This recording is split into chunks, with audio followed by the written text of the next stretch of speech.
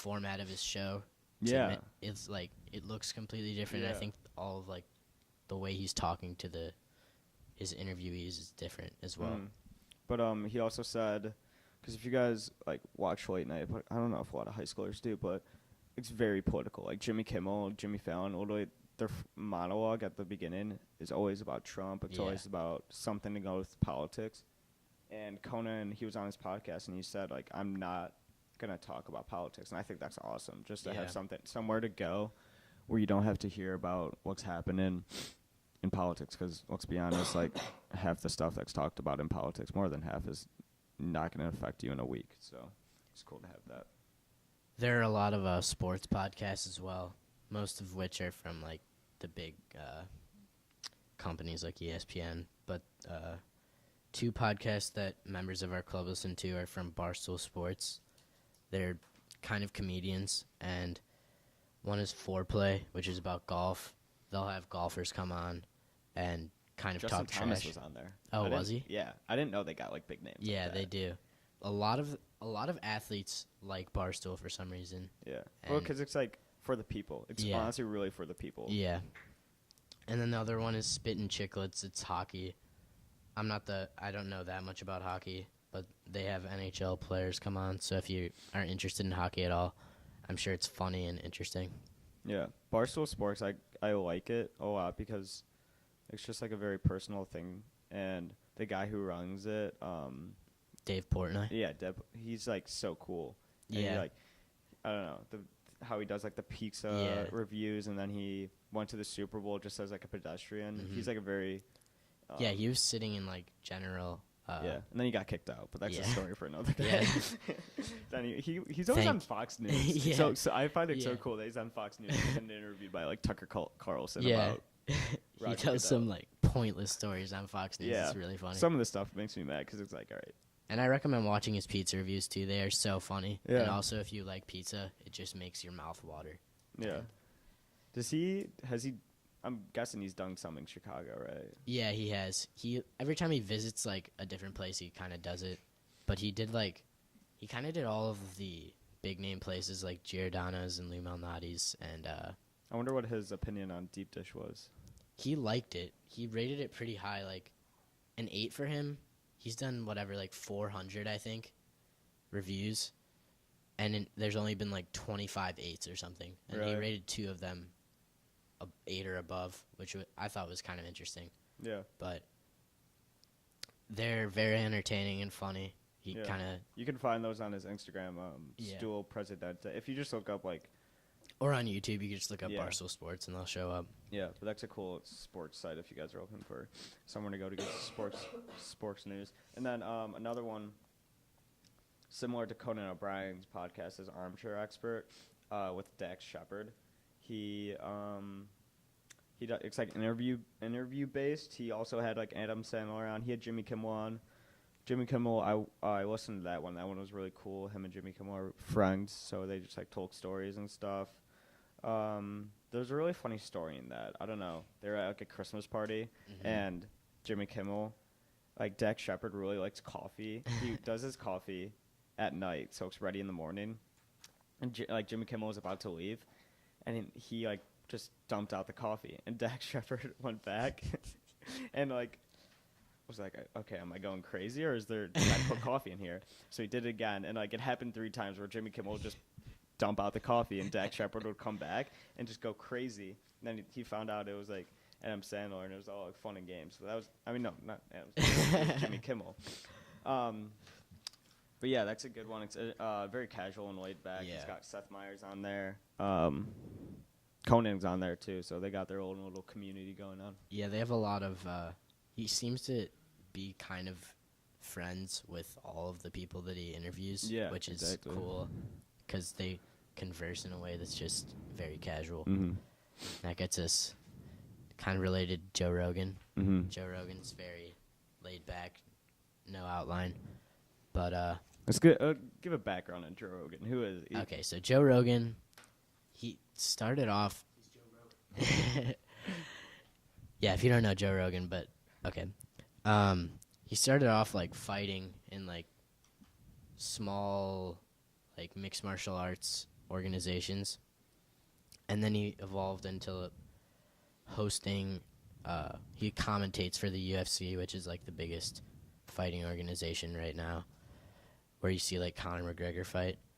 But Joe Rogan, he hosted Fear Factor, which I don't know if you guys know what that is, but That's a TBT.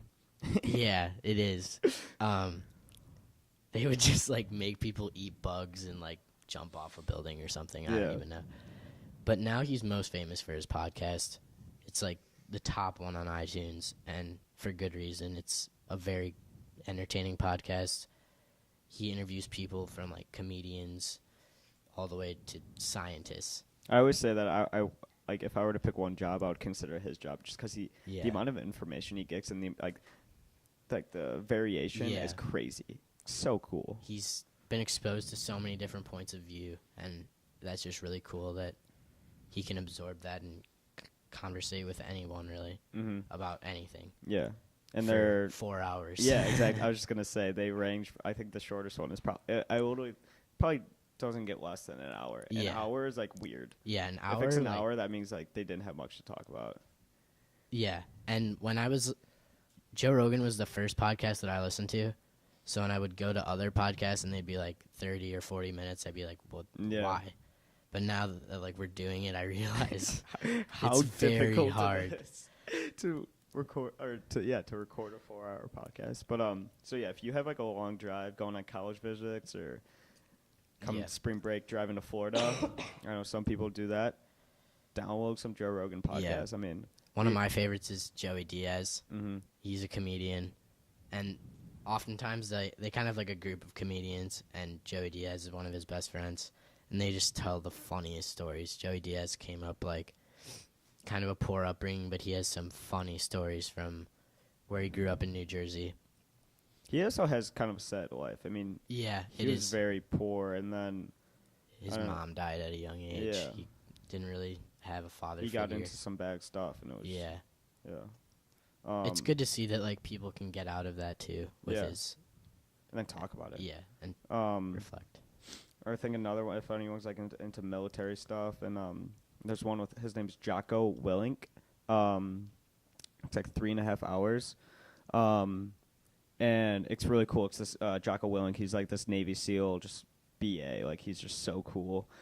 And Joe Rogan's really into military, and Joe Rogan wasn't even like an interview during this podcast. It was almost like Joe Rogan was asking the questions because he like truly wanted to know the answers to it. I mean, like if you Yeah. ever get an opportunity to talk to a Navy SEAL, they are so rare, Mhm. and it's crazy. I mean, the stories he was telling about, he was in during when they were going to Afghanistan, going to the Middle East, and then so yeah, he got to tell stories about when he was in the Middle East, and then he also said like talked about 9/11, and then he talked about like personally what he would do in the situation that they're in now, like concerning the Middle East, concerning Trump, all that. So that was a really good one. It's Another one inspiring, too. is Jordan Peterson. It's very long, very dry. If you like political arguments, you'll like this podcast. You'll like that one. It's also philosophy. I mean, Yeah.